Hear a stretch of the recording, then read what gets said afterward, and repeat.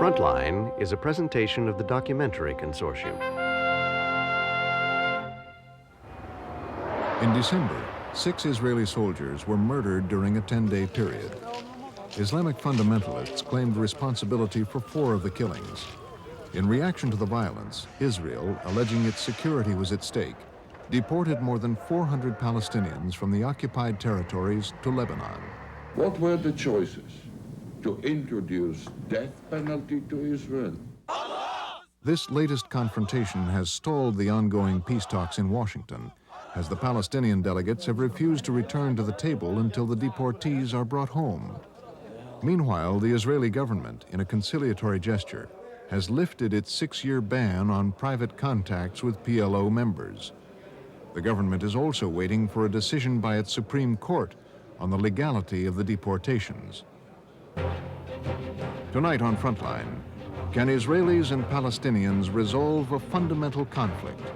A question of who owns the land. You know, this land was bought about 1920. This today officially belongs to us. First of all, I have documents that it belongs to my father. And my father also had documents that belong to his father also. Tonight, veteran television producer Michael Ambrosino investigates the conflicting claims in Journey to the Occupied Lands.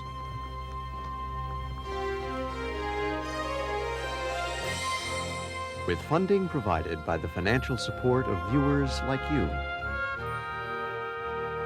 and by the Corporation for Public Broadcasting.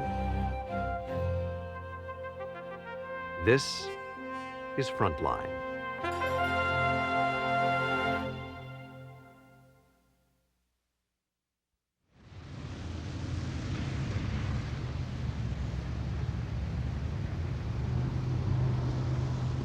The Middle East peace talks now hang by a thread, but last November, the Israeli ambassador was on his way to meet the Palestinian delegation.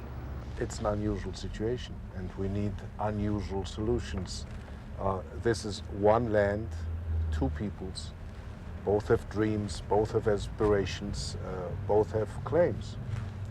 And unless the Arab Palestinians, the Palestinian Arabs, understand that they will have to come to some sort of modus vivendi with us, a mode of living together, I'm afraid peace may still be in the distance. They're not going to get everything they want. We can't afford to offer them everything they want. We offer them a great deal, certainly more than they ever had before. These talks have been the best hope for years to hammer out an agreement between old adversaries. In the long run, the future of this country, call it Palestine, call it Land of Israel, these are just names. The future of this country must be a future of sharing and coexistence, not a future of separation. In their hotel, the Palestinians were planning their negotiating strategy. In over a year, the talks had achieved very little. There was still a broad gulf between the expectations of the 2 sides. Dr. Suad Amri was well aware of the problems. The major obstacle to peace is the issue of land. Land for the Palestinians is really existence. They have been deprived from their lands for many years. They have suffered economically, psychologically from the confiscation of land. And I think unless the Israelis realize that the land issue is the most important thing for the Palestinians, there is no way for us to reach any agreement.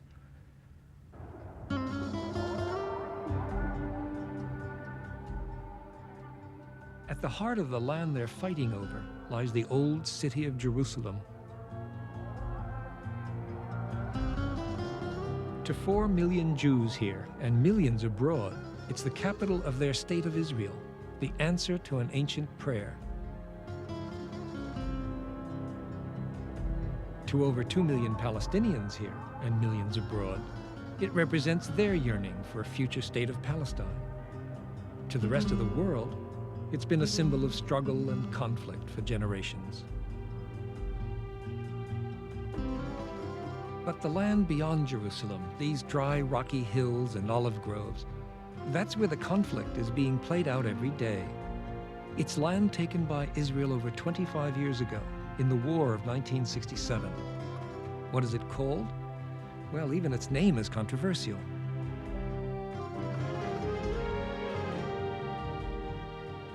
People who live in villages like this call it Palestine. Some Israelis call it Judea and Samaria. The nations of the world consider it the occupied territories of the West Bank and Gaza. If you've been following the peace talks, you know the Palestinians here are hoping for big changes. But the Israelis who've built settlements here have other ideas.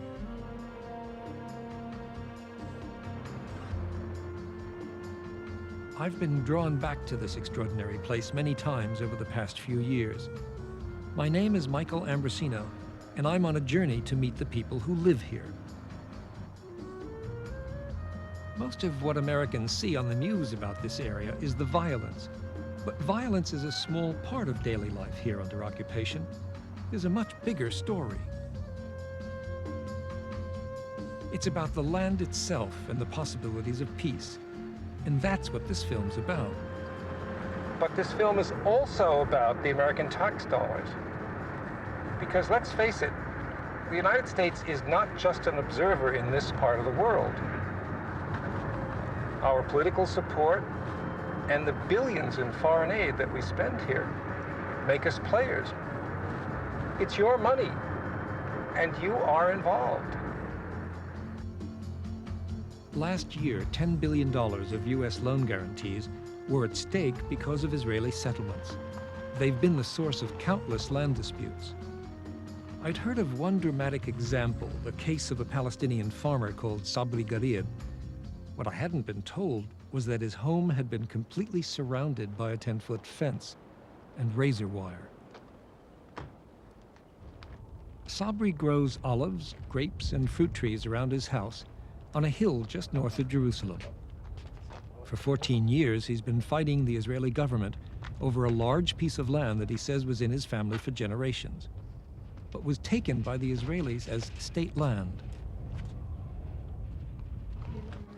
He lives with his family on the edge of a Palestinian village called Bet Ija. His troubles began when new neighbors arrived. They were Jews, and they built a settlement just down the hill. Ever since, life for the Garib family has been a continual battle with the Israeli settlers. It's often come to blows, and Sakina, Sabri's wife, told me about it. يعني بعدين احنا ما بنختص فيهم لكن هم بيضلوا يسووا لنا مشاكل كل سنه بيسووا لنا مشكله كل شهر بيسووا لنا مشكله واحنا ما احنا مسوين فيهم ولا شيء اول شوفوا شو سووا في ارضنا 40 دولار بدهم يصادروهن وبعدين كلعوا الشجر كلعوا الزيتون كلعوا يعني ايش كثير إلنا كلعوا عنب كلعوا بركوك ما خلوش ولا شيء هذا كان كله لتحت لهناك لعند البيت هيك Sabri showed me his remaining fields, where he says settlers uprooted over 400 grapevines and cut down 200 young olive trees. He also told me how the settlers ransacked his house, tore up his water pipes, and broke his windows and furniture. كل سنة يعني بشتغل في الأرض أنا ما بتركها لأن إحنا هي الأرض هذه مزروعة من قبل 67 وهذه هي تعمرت بعد 67 والزيتون هذاك اللي وريتك إياه زرعته في سنة 86 هذا زرعته السنة هذا السنة يعني السنة هاي في ال 92 زرعت كمان رديت زرعت هان كمان زيتون لفوق كل الأرض مزروعة. الأرض اللي فيه من داخل الشيك وهناك في المحكمة في محكمة الساعة لسه ما انتهت. هاي الأرض بتكلف شغل كثير. Apparently, the settlers fenced in more land than the government claimed. Sabri's documents made no difference in court, even though there's an old map of this hill clearly marked with his grandfather's name. بالنسبة العدالة لأنه لو في عدالة بيحكوا إن أنت بتيجي هاي الأرض بتكون تبعي ببينوا إنه في لك مسجل بيقولوا لك هذه الأرض تبعك ما بيسووا معك مشاكل لكن هم بيشوفوا كل شيء معنا كويس لوراك وما بردوا على هذا الحكي بقول لك هذه الأرض للحكومة.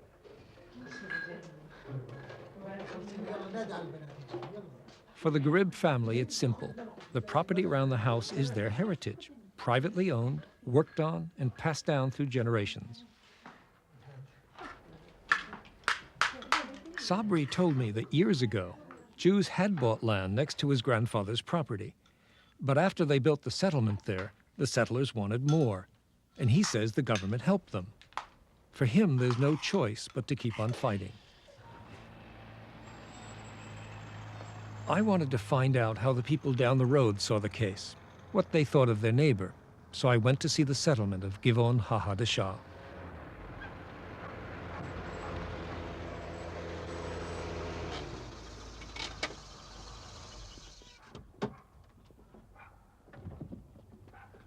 It's basically a bedroom community. During the day, most of the people are at work. But one of the founders was at home and showed me around. His name is David Eichenbaum. David, you've been having some difficulties at Givon with Sabri Garib. Tell me about them. Well, you know, this land was bought about 1920 by a Jewish company. And we have the certificates of this purchase. Now, from that time until we came here in 1980, all the neighbors here thought that the Jews disappeared. We started building here in 80.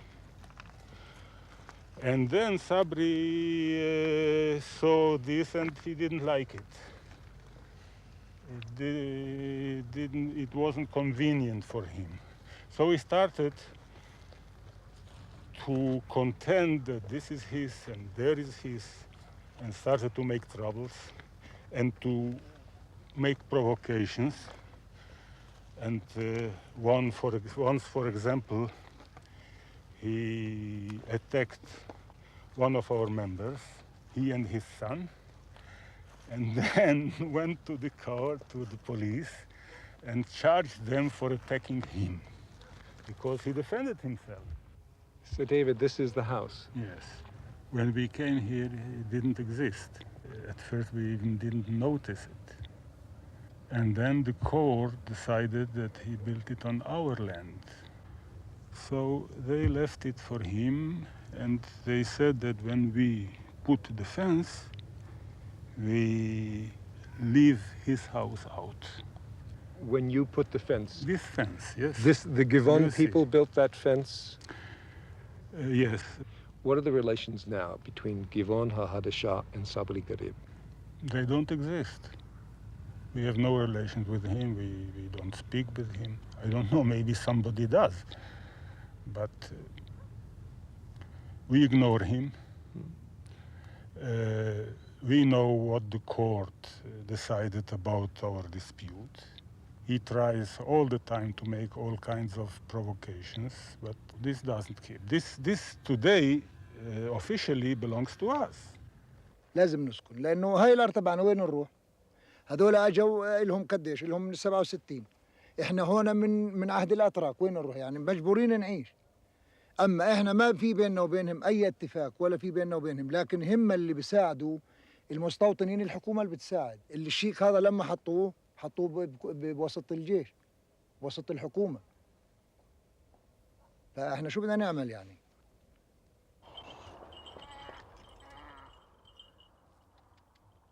In these parts for generations, land ownership has been a matter of tradition. Very little West Bank land was officially registered. In the village, everybody knows whose land is whose. Few landowners have documents that the Israelis will accept, and if land ownership is not registered, the Israeli government can claim it as state land. But Israel suspended the land registration process in 1967. Sabri continues to fight his case. His claim of overfencing is still pending. His case is typical. In these court battles, Palestinians always lose.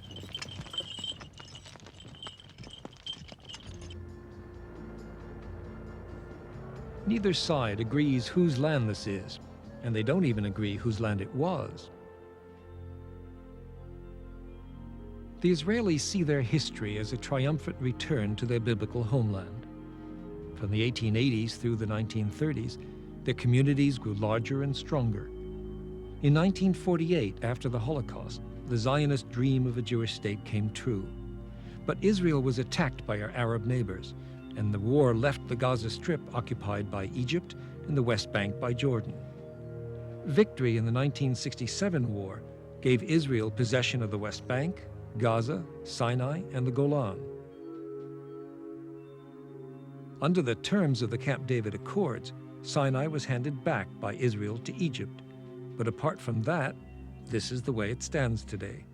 The Jews have returned, and Israel holds the ancient lands of Judea, Samaria, and Gaza. Well, that's one version.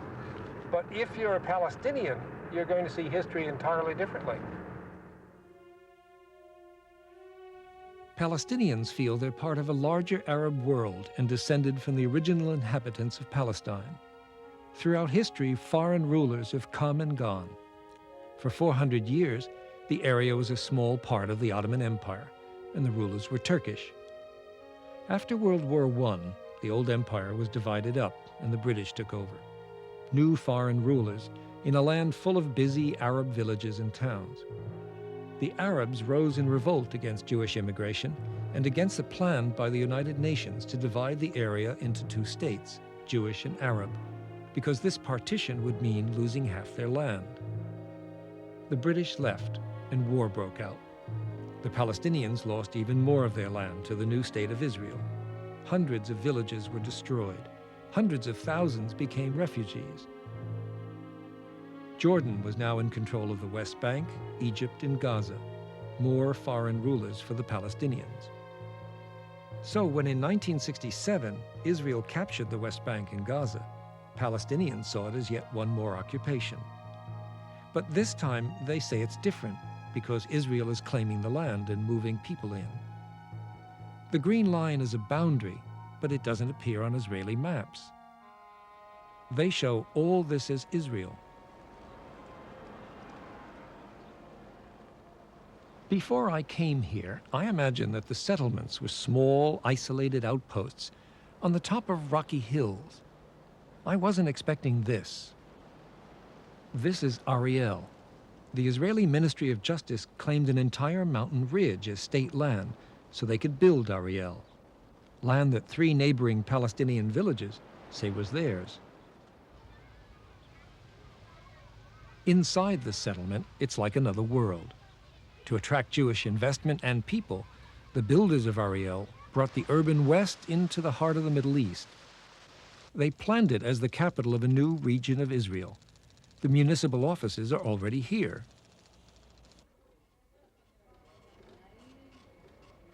The modern facilities appeal to many young families, whether they've lived in Chicago or Tel Aviv or Minsk. In Ariel, they've got all the comforts of home. Kids growing up here have a choice of high schools, excellent teachers, and the latest equipment. When they graduate, they can go to the University of Judea and Samaria. It's right here too, along with 90 companies who've set up in the industrial park so they'll have jobs nearby. Each morning, the youngest children are safely left behind in a daycare center so the parents can go off to work. It all adds up to an Israeli dream. Large families in a community setting, a clean, safe environment in the Jewish heartland. As I wandered about, it was almost like an extension of Israel, with little contact with the Palestinians living a mile or so away. It is a cosmopolitan community, though. Real estate agents have been working hard to sell thousands of new homes to Jews from all over the world. And when new Russian immigrants apply, there's no language problem. Leah, what was it like when you came here? One person made all this possible. It was her interpretation of the law which enabled Israel to confiscate land as state land. She's the Deputy Minister of Justice, Leah Olbeck. Leah, the construction here is just enormous. Well, Ariel was planned from the beginning to become a city with 50,000 inhabitants. And what is it now, about 10,000? Probably. It's since 1977 that it was planned, so it's almost 15 years since the first beginnings. This is the place on which was the first government decision to build only on government-owned or state-owned land. So they had to change the whole plan to fit it into only the mountain ridge and the higher parts and those which are not cultivated. Cultivated, that's another way to protect your land. If a Palestinian cultivates over half of his land for 10 years in a row, then it can't be taken from him as state land. But with little rain each year on rocky hills, that's a tough condition to meet. It's up to Plia to decide. Plia, what do you do when you come to a site like this? When I go to see the land, it's the last stage in the checking to be sure that it is government-owned before I give the opinion to the government that this can be allotted for building settlements. So one of the way to acquire ownership on land which is not yours is through cultivating it. So the first thing we check, of course, is that it is not private owned by the documents, registration in the land registry. Basically, the land belongs to the government or to the state, unless it was given by the state to a person. But what state are we talking about when we talk about state land here? Any state, whatever is the state. In the times of British mandate here, it was the High Commissioner in Trust for the Government of Palestine. In the times of the Ottoman regime, it was the Sultan. In the time of Jordanian regime here, it was registered in the name of the treasury of the Hashemite Kingdom of Jordan. In Israel, it would be registered in the name of the State of Israel. Whoever is the state, who is the sovereign of the area, would be the owner of that land. The Attorney General and Ministry of Justice... It is true that all previous occupiers took land for immediate state purposes: roads, army posts, hospitals. But none of the others took so much, nor did they use it to house their own people. Plia, what is the legal basis for this? Under international law, the government which is occupying a territory has the right and the duty to use government land. It does not have the ownership, but it has the right to use it. It is not meant under international law to be for the use of the local population. On the contrary, it's for the use of the occupying state.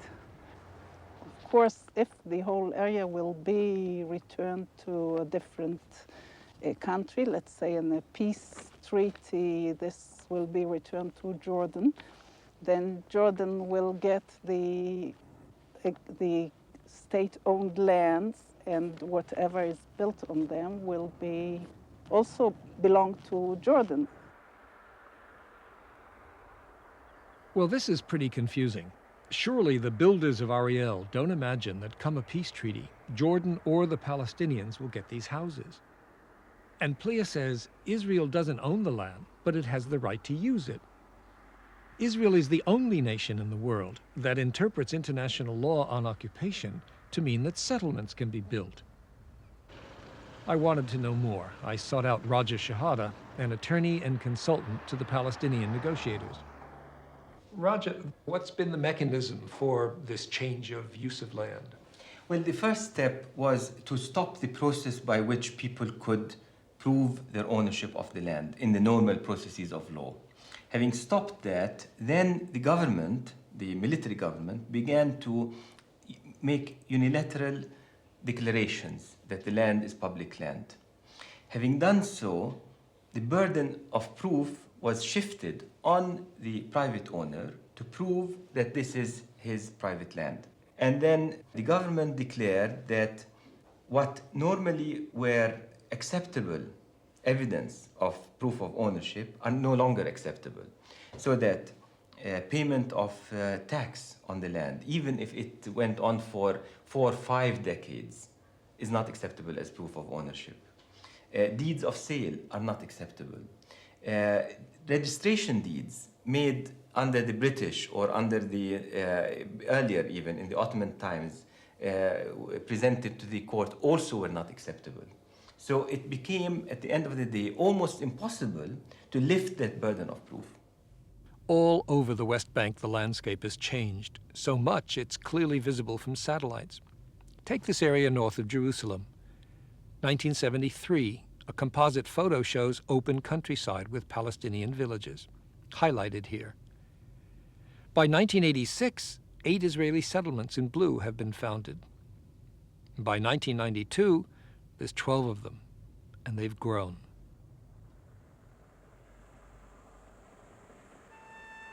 When you add up all the categories of land that's been confiscated, for state land, for settlements, for the military, you find that about 2/3 of the West Bank has now been reserved for exclusive Jewish use. And while the peace talks go on, the confiscation continues.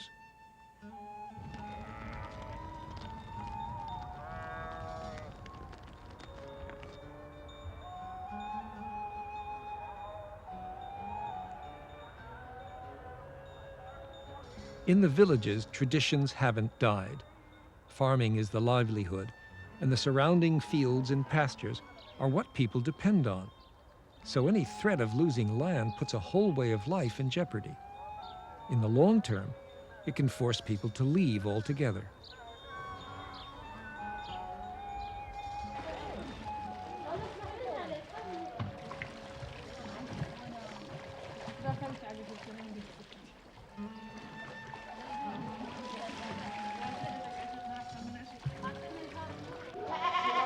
Large amounts of village land are being confiscated to enable the settlements to grow.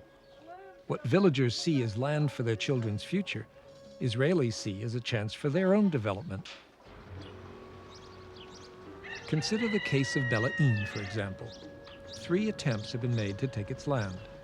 The first time, the Israeli government said it was needed for public benefit. The villagers appealed successfully. The second time, the Jewish National Fund claimed they bought it. The court pronounced the deed a forgery. On the third attempt, the Ministry of Justice declared it as state land. That worked. In the last 10 years, Be'la'im has lost 4/5 of its land. Mahmoud, how do you claim then that this is your land? What claim do you have for it? First of all, I have documents that it belongs to my father. And my father also had documents that belonged to his father also. And my father's used to plow it since I was a child, as I know, until nowadays. If you have a dispute over the land, how do you settle it? How does your neighbor know where your land ends if you have a problem? First of all, there is a limited borders for each piece of land that separates from one piece to from the other. And if we have a confusion between our neighbors, there is a Mukhtar. He is an older man. He knows the borders well for each piece of land in the village, and he knows exactly to whom does it belong. There are also older people knows the borders of each piece of land. You're not the only one involved in this land problem in Be'la'im. I'm not the only one. 4/5 of the land of this village is taken by the Israeli, not only my lands. Who do you complain to in a problem like this? To whom we can complain if the enemy and the judge is the same person. But this is what occupations are like, aren't they?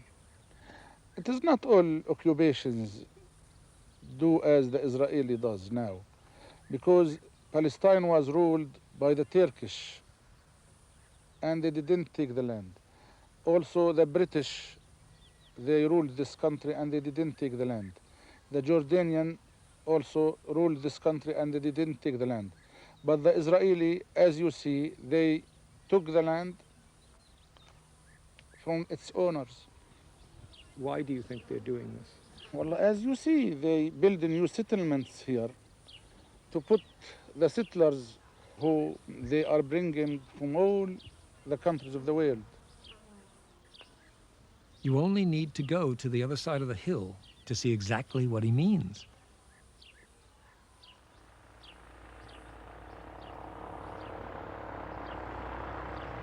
The U.S. State Department estimates there are now 200 settlements and 100,000 settlers in the West Bank and Gaza.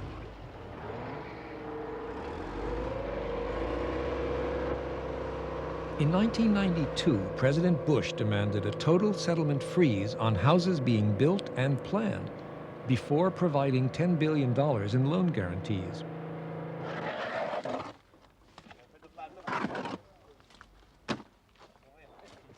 The new Israeli government announced a freeze. The loan guarantees were granted, but all the housing units begun, about 10,000, will be completed. That makes room for another 50,000 settlers. No one in Israel, including the Prime Minister, is calling that a freeze.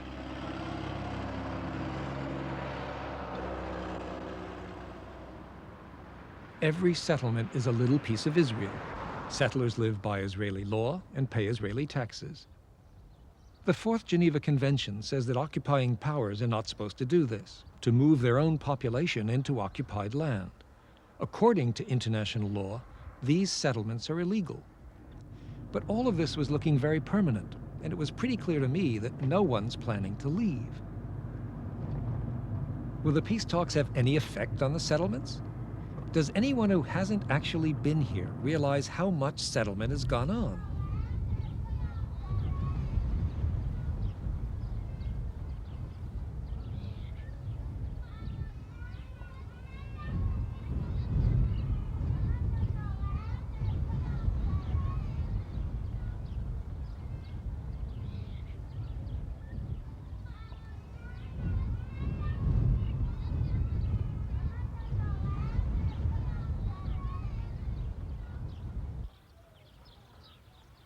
For years now, housing construction figures have been an official mystery. The only way to find out what's going on has been to drive through the settlements, counting as you go. I did that one morning with a member of the Israeli parliament, Dedi Zucker. We are approaching now a new settlement. It's very cheap to buy an apartment here. It's very, very cheap. It's being subsidized for the settler, from top to bottom. You should be either rich or mad or stupid not to buy these new housing units. They are coming here because Israel supplied them here with a chance to have their own grass, their own house, their own small piece of land. So why not taking it? It's cheap, it's worth doing it, the kids loves it, and they don't see Arabs. I don't believe that there's any chance whatsoever to reach any kind of agreement with the Palestinians and then with the rest of the Arab world while trying to swallow the West Bank and Gaza. The amount of settlements and settlers and new housing units means only one thing. It's the perfect reflection of the Israeli will not to see the Palestinians, to ignore the Arabs, and to swallow the land as if it's an empty place. On Israel's political left, Dedi's often disagreed with the government on settlement policy. Israel has kept in secret the simple facts of how many housing units were built here. And the Israeli government has a good reason for hiding these facts, because it was very expensive. And we have spent billions of dollars on these crazy projects. And we didn't want any American to know it. Israeli government didn't want the American establishment and Congress and Senate to know it. Because Israelis know, and the Israeli governments know what the Americans know, what the American government know, that if you give Israel, for example, $1 or $2 billion, then it makes other $1 or $2 billion free to be used here in the West Bank, in the occupied territories. So the big question seems to be, will the peace talks force the settlers to give all this up? It seemed a good time to meet some of the people who have the most to lose. This is Karne Shamron. It's 15 years old now. About 5,000 people live here. It's an hour from Tel Aviv, well established on 2 hills and expanding on a 3rd, in the heart of biblical Israel.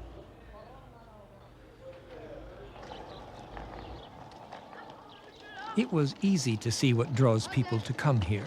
It's a handsome place, bright, well-tended, clean, lots of fresh air. A bunch of Americans came as a group. They called their main street Chicago Road. I wanted to ask people who live here the questions that Palestinians ask. What right did they have to be here? And I wanted to know how they'd react if negotiators thousands of miles away threatened their way of life. Would they trade land for peace? Turned out to be quite an evening. Was it the fact that this was the territories important to you when you moved here?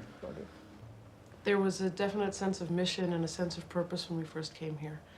And it still continues today. Although we've certainly settled into our routines, we're still always trying to build upon what we've already built and improve our life here. There's definitely a feeling of sense of purpose and a sense of mission. I believe living here is a religious statement. I believe it's a political statement. And it's a wonderful style of life. And it satisfies my need to live in a very nice suburb. Naomi? I grew up in the United States in a lovely suburban community. I grew up and moved to New York and together we built a very comfortable life in New York. I worked at a Wall Street bank. And I left all that and my family for that one reason, that I felt this was home. I feel very strongly that I'm an American citizen, and I always felt in America that it was important to vote and be a good citizen. At the same time, I always felt a pull toward Israel, that there was something missing. It's not quite home. And now that I'm here, I feel that I really have arrived. It was worth giving up the material benefits and the comforts of having family nearby to be able to say that I'm home again. What about the future? The proposals that range over this territory go all the way from a Palestinian state on one side to some kind of autonomous arrangements in the middle to outright annexation and who knows what. What do you see happening in the future, Naomi? Quite frankly, I have no problem living with Arab neighbors and working together with Arabs on a day-to-day basis, for example, hiring an Arab to build our house. However, I feel that it is our right to this land, and so any scenario that would involve us having to leave our home and leave this part of Israel would be unacceptable to me. Would you leave, Michael? I would not leave. How would you stay? I would stay. I would stay in whatever manner is necessary for me to stay here, because I believe that the future of this area is linked to the future of Israel, and that if Israel is forced to give up Judea, Samaria, and Gaza, then the security and the future of the state of Israel will be in question. And the day that I am forced or dragged out of here will be the same day that Israel's survival is at risk. Israel without Judea and Samaria is 10 miles wide. We cannot survive in a country 10 miles wide. The entire Judea and Samaria is only about 40 miles wide. That is all we're talking about. Surrounded by 22 hostile nations. If you were Palestinian living in this area and you saw settlements on tops of some hills, how would you deal with that, Jay? If you look at the history of what's happened since the '67 war, in terms of the individual Arab and the Arab community in general, they're much better off now than they were before, and they're better off than Arabs in any other Arab land. Perhaps the most important issue is the fact that this is Jewish land. This is our ancestral homeland. Our tradition, our history is all bound up in this land. But people were living here too. Okay, I am not negating the right of anybody who is living here to continue living here. But by the same token, if a Jew has the right to live in Hebron, North Dakota, or in Bethel, Pennsylvania, Ohio, or wherever it is, how can a Jew not have the right to live in Bethel in Judea, Hebron in Judea? this land that we're standing on right now, we are on the border of Ephraim and the tribe of Manasseh. This, on the hill in back of me, was an ancient Israelite town. The absurdity that the world denies the right of the Jew to live in the heartland of Israel, in my mind, indicates the hypocrisy of the world. Yes, but Michael, you're an American who came here 2 years ago to live in an area. No, I am a Jew. I am a Jew who came back to his land. I am a Jew returning to his roots. I am not an American who came in 1990. What gives you a legal right to do that? No, we haven't pushed anybody out. I have not ejected one single individual in order for me to live in this apartment or to build my house down the road. But by restricting 2/3 of the land for them to increase their villages, you've increased yours. What was before here in 1967 was foreign. We are native. We are native. The people who lived here were foreign. The people who were here, firstly, no one was here. No one? No one was in this land Carnation right here. Road. This was a barren hill. If you take shots, you see nothing but barren hills filled with rocks and weeds. And this is why I came to this area, because no villages near here that used it for pasture? There's Kfar Lakif down the hill a bit. Now, if some Arab takes his goat and manages to roam halfway across Israel, that doesn't give him a legal claim. If I take my cow to Nevada and begin pasturing it there because the landowner doesn't see me, all of a sudden I have a claim over half of Nevada? That's absurdity, and that's what the Arabs are saying. They come, they take their herds of goats, and they say, well, I pastured here 5 years ago, and therefore my grandfather owned this land. That is absurdity. The natives to this area, you're looking at a native of this area. I am a Jew who is returning to his roots.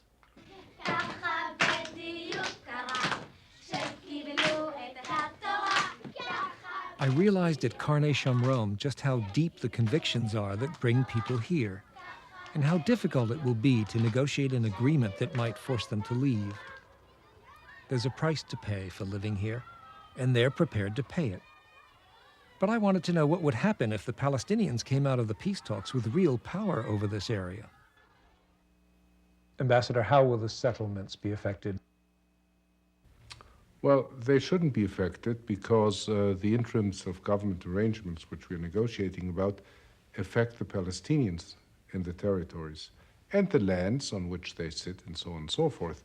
It does not affect the Jewish settlements, the Israeli settlements, who will continue to run their own affairs and be linked to the state of Israel in practice. The Israelis say the settlements will remain during any interim period. What's your response to that? Well, first of all, we consider all settlements illegal, including those in Jerusalem. Now, during the interim period, we considered that the whole area that was occupied in 1967 should be under Palestinian jurisdiction, and settlements would certainly be under Palestinian jurisdiction. As far as the settlers are concerned, they are more than welcome to stay during that period, but under Palestinian jurisdiction. Well, not much agreement there. I was having trouble figuring out just who was going to run things on this land. Would the settlements be isolated inside a self-governing Palestine? Or would it be the other way around, Palestinians living in an extended Israel? Can two communities grow and develop separately on the same piece of land? Palestinians say it all depends on where the lines are drawn and who draws them. Rami Abdul Hadi is a town planner and a consultant to the Palestinian negotiators. This place here, Michael, was part of the city of El-Biri. However, in 1984, the military authorities of the Israeli occupation informed El-Biri that it has no more any jurisdiction over this land. They just removed it. The municipality is not now empowered to issue permits for construction of any type of buildings for housing or any other purposes. And this colonial settlement was established. Work started on it in the 1985, 1986, and now it is expanding in all directions.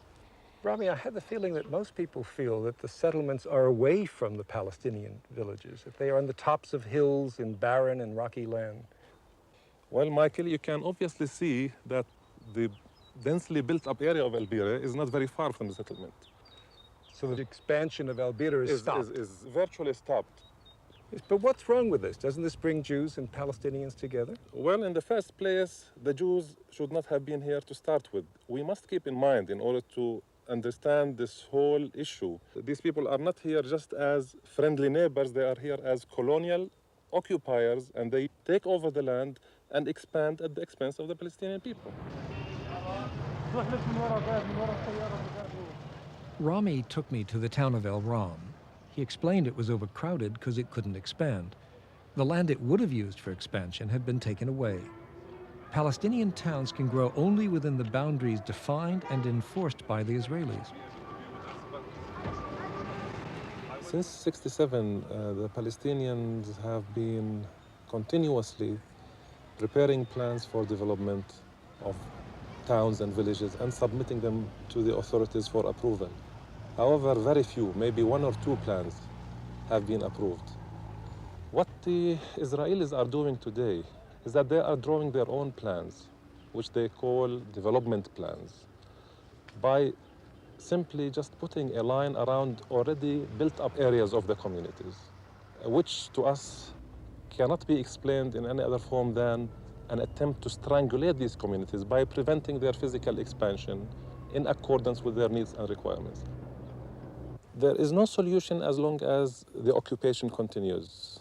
You talk about frustration, you should be in one of the meetings where Palestinian planners would have to present a case whereby the decision will be made by the head of the central planning department, who himself is a settler.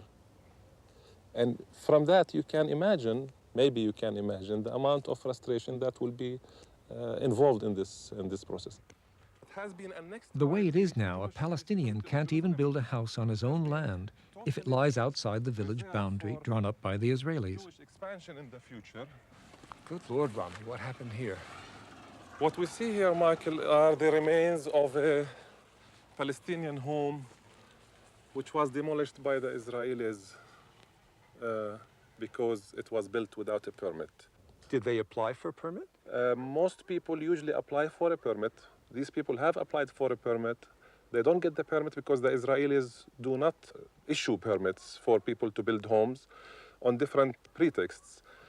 But when they build because of their social needs without a permit, the Israelis come around and demolish the homes. But why demolish a house just because it has no permit? First, for the Israelis to enforce their control over the entire situation, and also to make sure that nobody gets out of the limits that they have actually drawn around these villages, which they are trying to turn into a ghetto community. Rami, you use the term ghetto community. That's a very powerful term in terms of the Jews and the need for a homeland. But this is, Michael, what is really happening if you think about the growing social needs of the different communities and the restrictions imposed by the Israeli authorities on these communities. Eventually, what will happen is a ghetto community. And this is already happening in so many places, as we have seen this morning.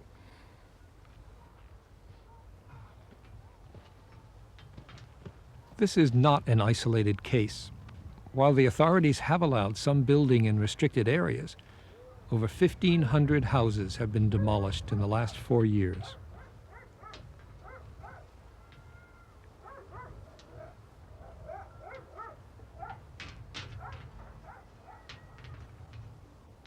The decision to demolish a house is made by the civil administration. That's where I had to go next.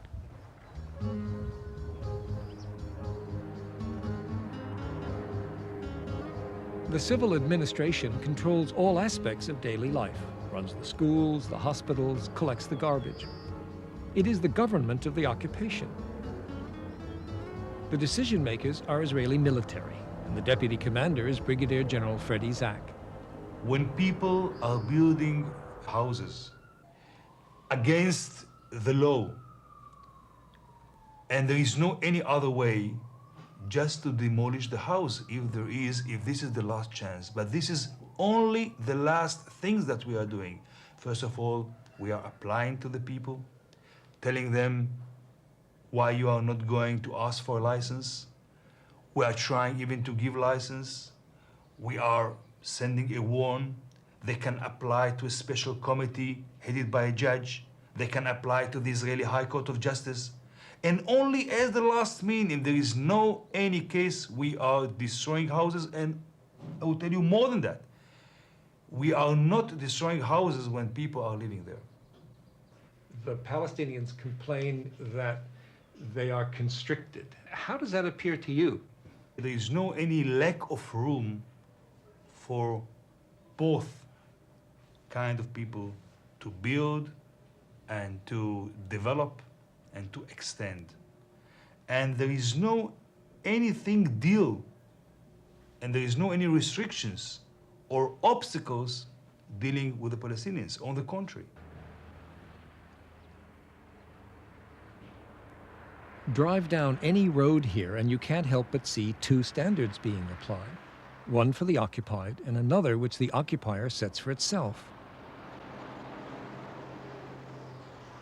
In the last 10 years, 4 official reports by the Israeli Comptroller General have shown that tens of thousands of housing units in settlements have been built without permits, and not one of them has been demolished.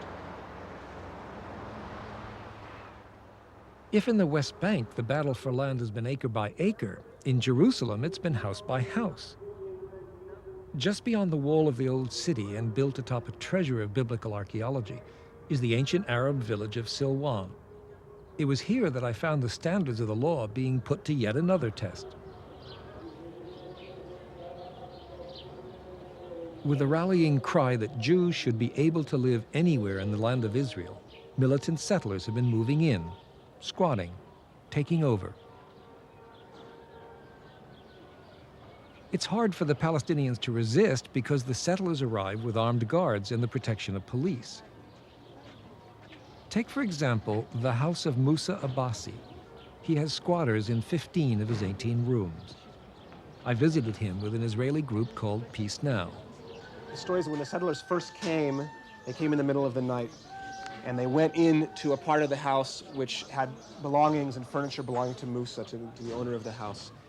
They settled there, and then Musa had, after that, had no way of getting his belongings out, let alone getting his house back, of course. The settlers have remodeled the rooms into new apartments, and they're renting them out. Musa's taking them to court. The whole struggle is really to try to win in the court so that he can get his house back. But in a dispute, if I claim that I own part of your house, or if I own all of your house, the court here allows me to move into your house while we're in dispute? The settlers came and basically squatted, okay? And so the situation as it stands now is that the settlers are being allowed to stay here. If they had originally, before squatting, gone to the courts and asked for permission or a court order allowing them to move in, it's possible that the courts would have said, no, you can't. But since they're here, the courts have decided not to evict them and to allow them to stay until the final decision.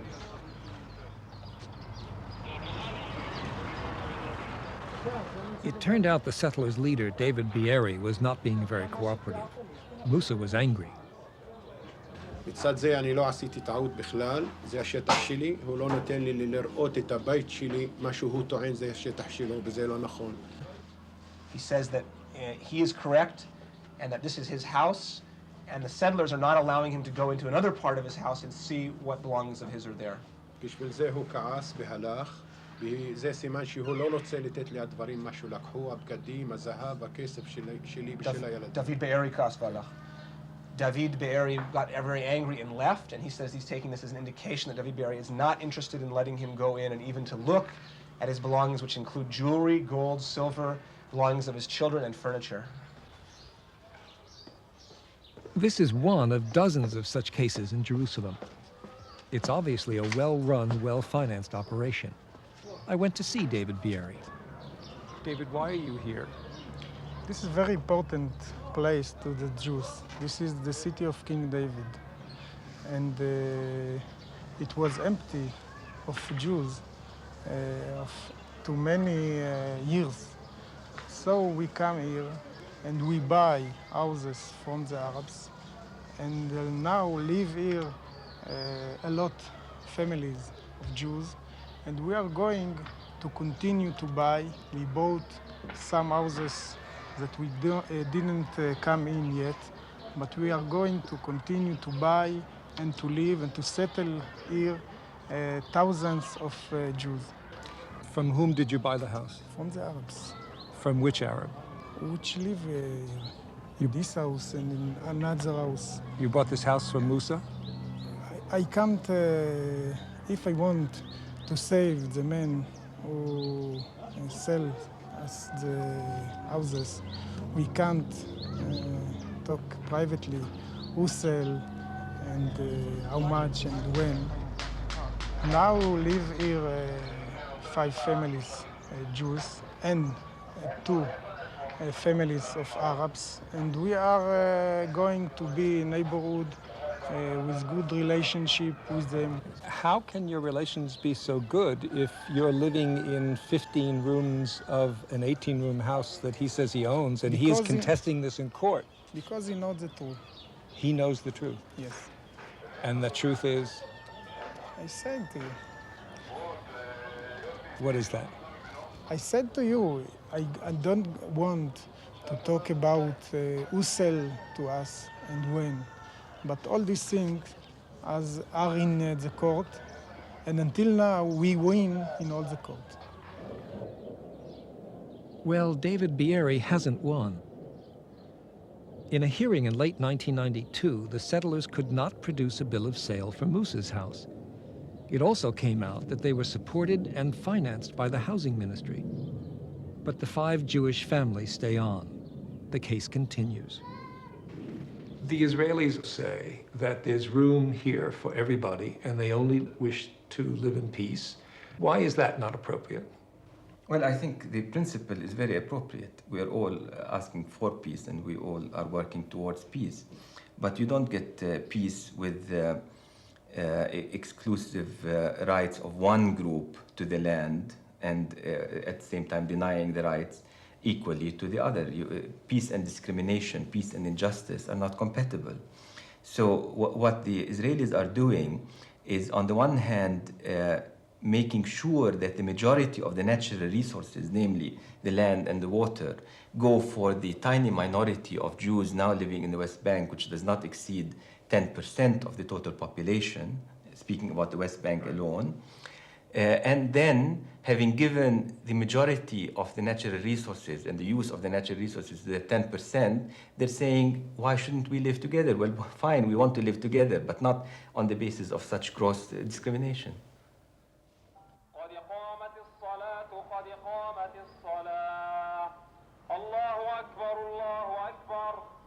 Gaza, a strip of coast 20 miles long where all the restrictions of 25 years of occupation are intensified. This is where the Intifada began. Resistance to Israeli control has always been strong in Gaza. It's a place of stagnation and neglect. When the Israelis captured the land, they also captured the economy. The territories have become a handy market for Israeli goods. At the same time, Israeli regulations have made it hard to start companies, build factories, or trade freely with the rest of the world. In 1948, Gaza was a bustling commercial center with an open port. With the founding of Israel, refugees poured in, poverty followed, first under Egyptian rule, then Israeli occupation in 1967. Palestinians feel they've become a colony, with Israel, their competitor, as the colonial power. Citrus has always been the mainstay of the local economy. Oranges here ripened early and beat their rivals to traditional markets in Germany and Britain. But until 1988, the only direct exports allowed went east to the Arab world via Jordan. And that has problems all its own.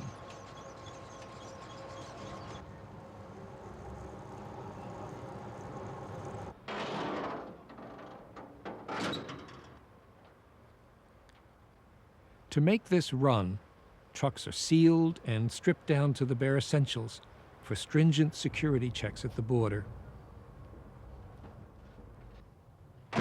And so, even though a small percentage of oranges go straight to Europe, most make the long haul from Gaza through Israel into the West Bank. and then through a bottleneck at the Allenby Bridge on the River Jordan.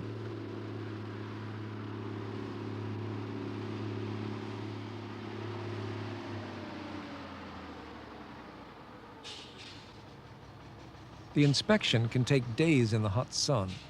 What one side sees as necessary security, the other side sees as a willful restriction of their economy.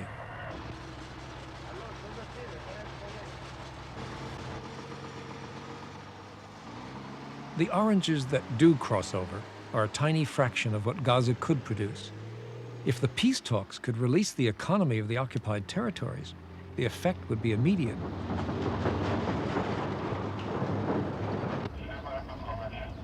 As it is, there's little work locally. What Gaza does export is labor. Early every morning, Gazans set off to work in Israel, crossing the border checkpoint. To do that, they have to show a work permit, a magnetic ID card, and an Israeli entrance permit.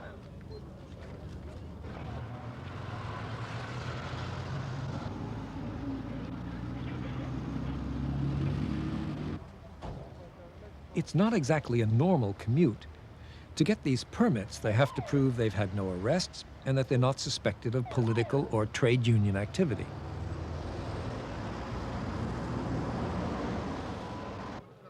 So they come here, the Civil Administration Office.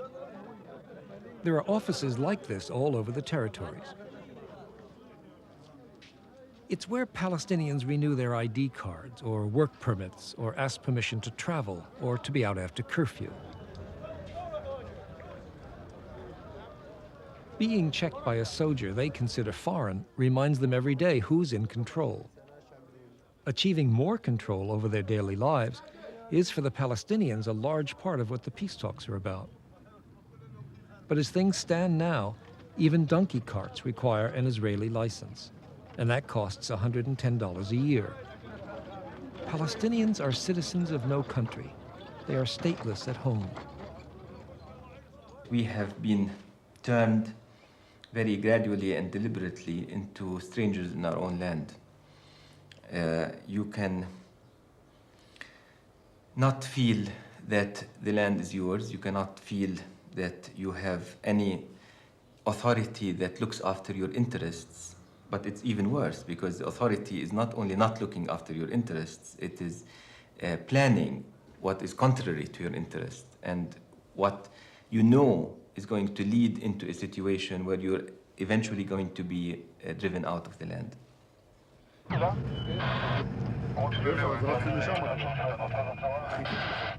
Every day, the military patrols, even on the smallest back roads. Because this is an occupation, military law is in force here. The Intifada, which began in 1987, is an escalation of resistance to occupation. The Israelis reacted by escalating their security measures. Breaking this cycle won't be easy. There's always tension, even on what seems like a normal shopping day in Ramallah.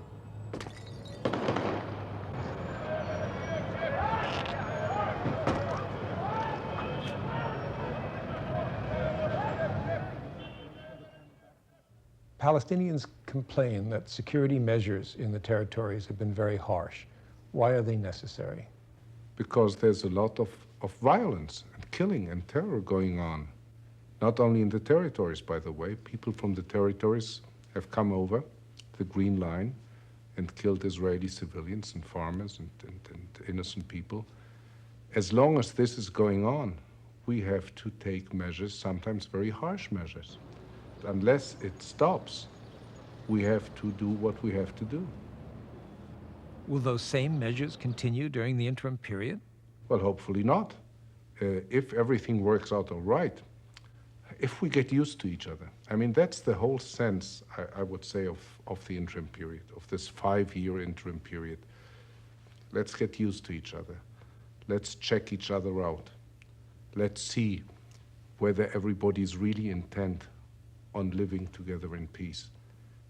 There will be much less need. I can assure you, as a former soldier and as a father of a soldier, that we are not eager to send our boys to act like policemen in the territories. This is not our inclination. But for now, any resistance to the occupation is defined as a security issue, subject to Israeli military law. Leah Tzemel is an Israeli lawyer who specializes in security cases on behalf of Palestinians. 20 years' experience has given her insight into the way military justice works here.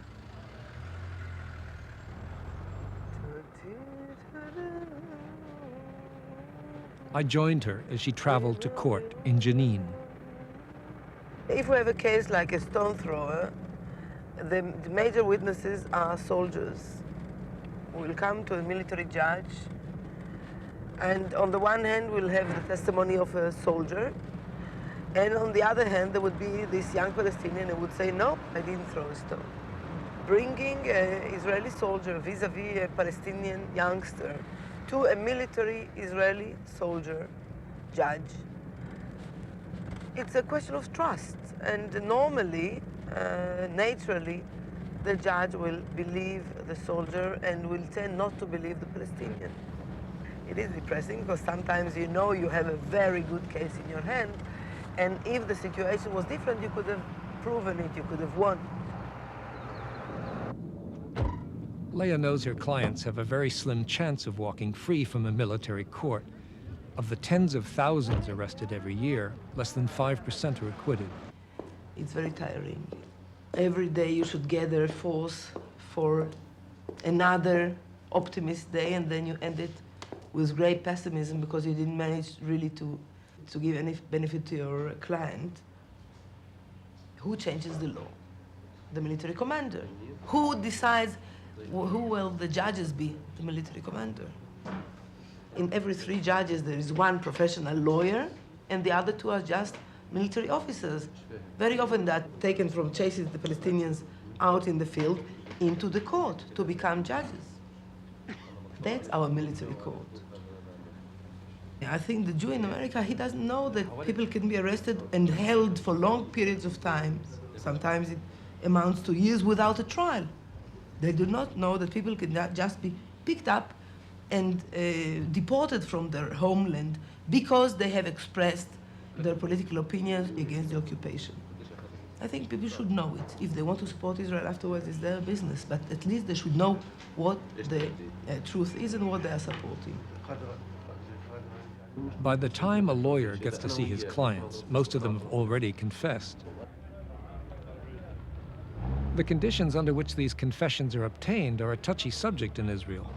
You should remember that behind the confession, there is an interrogation. The confession is the peak of an interrogation that is carried out by the security services. We know very well that in Israel, there is this unique phenomenon where it is permitted to use physical pressure during the interrogation. It is legal. What's physical pressure? Well, that's a nice question, because there's been a government committee called the Landau Committee that checked into the security services' habits of interrogation and came out with a decision saying that in security cases it is permitted to use moderate physical pressure. Moderate physical pressure can mean prevention of sleep, prevention of food, beating a person around, hold him hooded in what the prisoners call a refrigerator or a closet for 24 hours, and then another 24, and for sometimes 30 days. As I said, almost without sleep, almost without food. And how valid is a confession given in such a circumstance? I don't believe it is valid, but we were unsuccessful until now to try and rebut these confessions. The military judges, that's our assumption, will always decide for the confession. A critical debate is now underway. Has Israel, which prides itself on being the only democracy in the Middle East, gone too far in the name of security?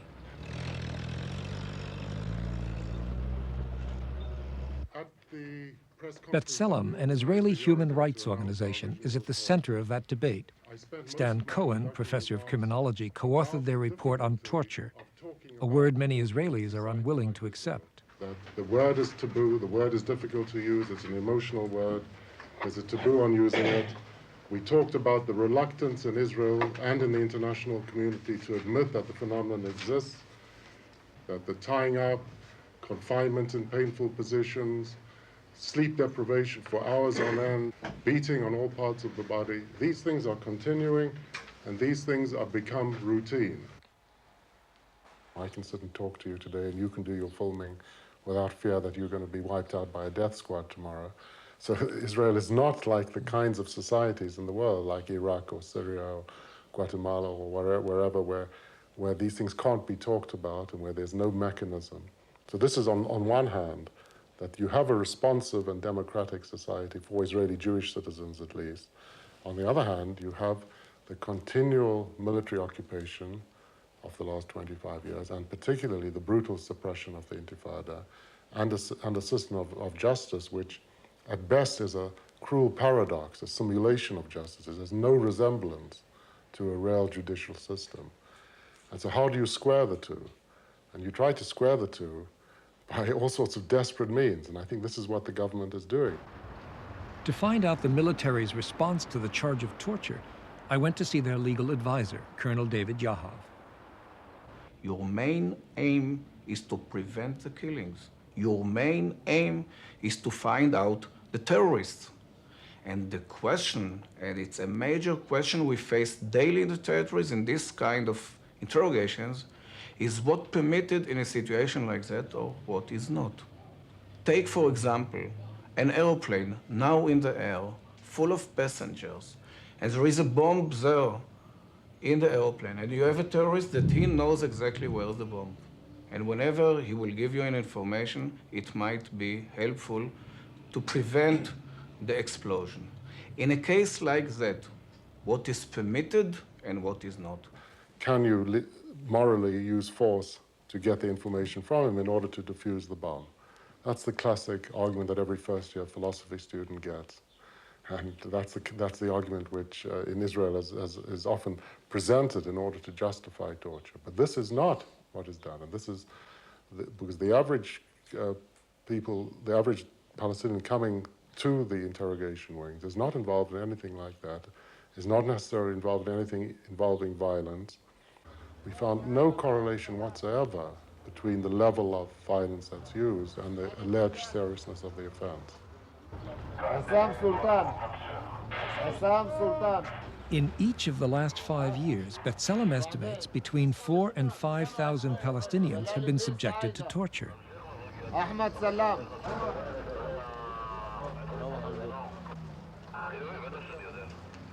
Ibrahim Hassan. Khalid Shabati. Unless the peace talks address the issue of military law, it's hard to see tensions decreasing here. Yusuf Samiri. The Palestinians envied the Israeli democracy. They realized that there is democracy in Israel and it exists mainly for Jews. And they were sure that they are going to enjoy it. And I still remember most of my clients who used to come at the beginning of my career to the office would say, but Israeli democracy, but it is a democracy. And there was a belief that they are going to win because it is a democracy. The feeling was at least they will get some leftovers from that democracy table. And it took them, I think, like 20 years to realize that there is democracy over there. There is no democracy for them. Sabri Garib is still in court, fighting to regain what he sees as his land. He's a symbol of the larger struggle between the two peoples. This struggle is unequal because the Israelis have the military, administrative, and judicial power to dictate the outcome. So how will the peace talks affect people like Sabri? The Israeli position is that issues involving land and settlers will remain subject to military law. The Garib family believe they'll have to live with this fence for many years to come, and life in the occupied lands will remain the same.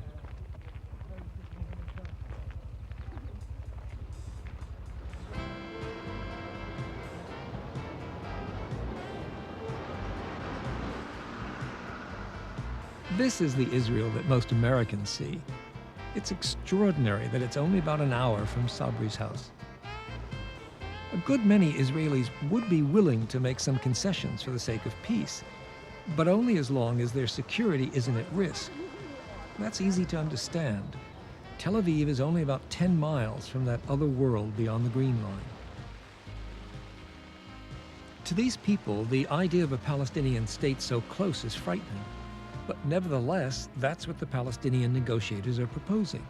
What's the Israeli feeling about that? Well, first of all, there is, of course, a security angle. If there's a Palestinian state, even if it were demilitarized, who can guarantee that tomorrow a Palestinian state wouldn't become a bridgehead for some aggressive Arab country in Iraq or another country in the future, right on the doorstep of where most of the Israeli population lives? We consider this our land. We are perfectly willing, or most of us are, to let the Palestinians run their own affairs, have a lot of autonomy, not to be part of the Israeli state system. But we don't want to see a separate Palestinian state. To the Palestinians, that means living in roughly a quarter of the Palestine they knew before Israel was born, and sharing that with the Israelis. Ultimately, we want self-determination, as simple as that. We do realize that 25 years of occupation has paralyzed the Palestinian control and institutions for too long. And I think we do need a transitional period where we can start building our institutions.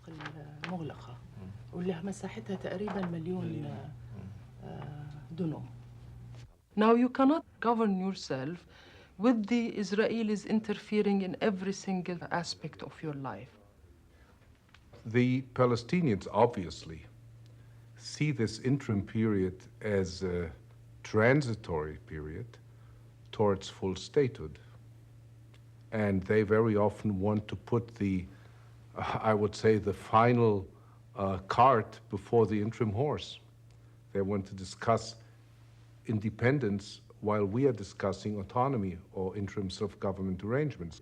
It's obvious from all the Israelis' answers that the interim period means the continuation of the existing situation. And that's one thing we came to the peace process to change. They cannot, I think the interim period must be a period where the Palestinians who have been deprived from building their own institutions, from governing themselves, it should be a period where the Palestinians start gaining control over their lives. And they cannot come and tell us when it comes to land, then the interim period, you cannot have control over your land. When we're talking about security, you cannot have control over your security.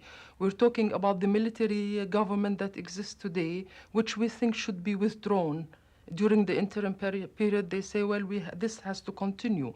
If we add up all these elements that have to continue, we are back to square one of occupation. So how much self-government can the Palestinians negotiate as they set out for the State Department, especially when the Israelis have all the power? The power we have is that we exist, we are there, and I think the intifada that happened in the last few years proved to many Israelis that the Palestinians will not disappear. They are there to get their rights.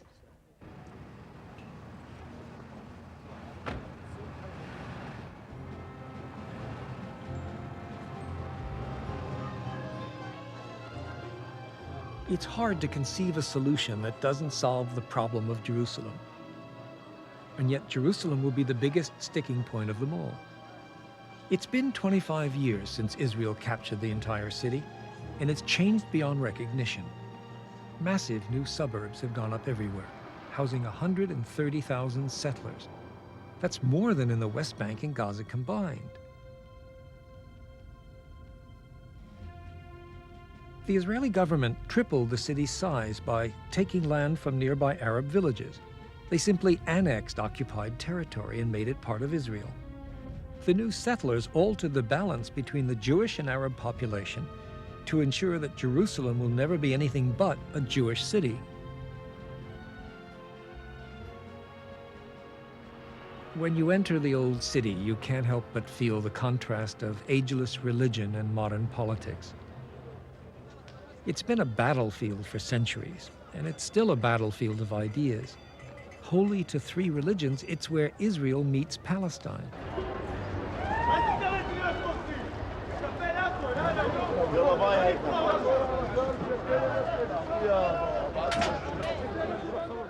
Palestinians are calling for self-determination in the occupied territories. And if they ever achieve an independent sovereign state, they want Jerusalem to be their capital. But the Israelis have declared it theirs. What about Jerusalem? Jerusalem is the capital of the state of Israel, of the Jewish people. It will remain undivided. It will be the capital of the state of Israel. No, it's not part of the negotiations. It's not part of the Madrid formula. Is it part of any negotiation? No, no. It's not negotiable for Israel. So for Israel, Jerusalem isn't a matter for discussion, let alone compromise. And every day, the Israeli presence is there to confirm it.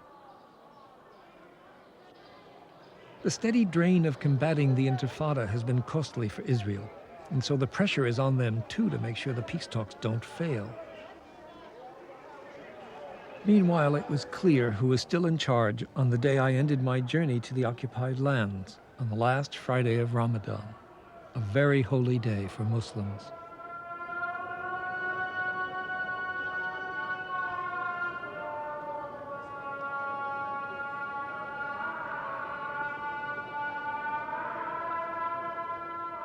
Nowhere has worship of the same God provoked more conflict than in this holy city. But these two people will have to live together, as neighbors, if not as friends. They pray in their most sacred places, Muslims at the Dome of the Rock, only yards from Jews at the Western Wall. Here, two dreams are interlocked. The Palestinians dream of making a state. The Israelis dream of security for the state they've made. What little power the Palestinians have to achieve their dream has been the threat to deny the Israelis theirs.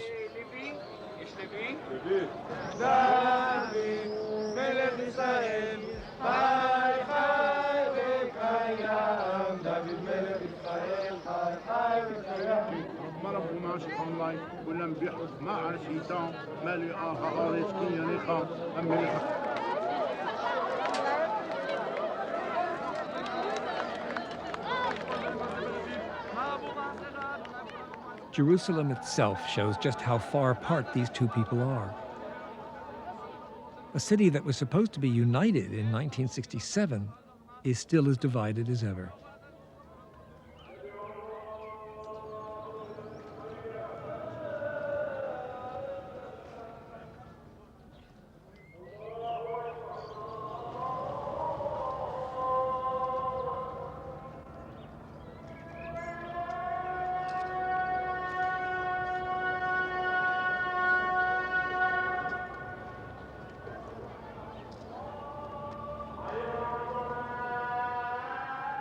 From here, it's hard to see how the far-off talks in Washington can address the issues I've come across on my journey.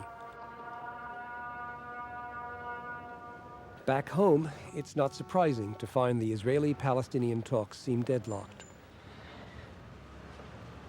The United States brought the parties together in the first place, but we did so under a formula where the major issues of land and security won't be dealt with for years.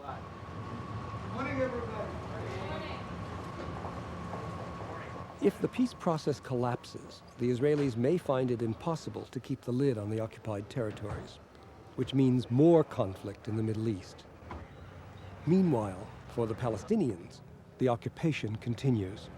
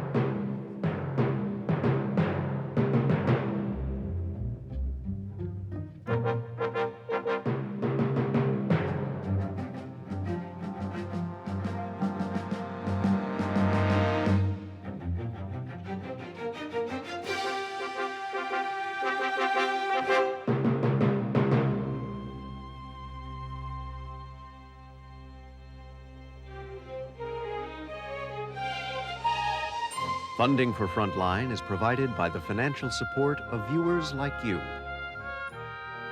and by the Corporation for Public Broadcasting. Frontline is produced for the Documentary Consortium by WGBH Boston, which is solely responsible for its content.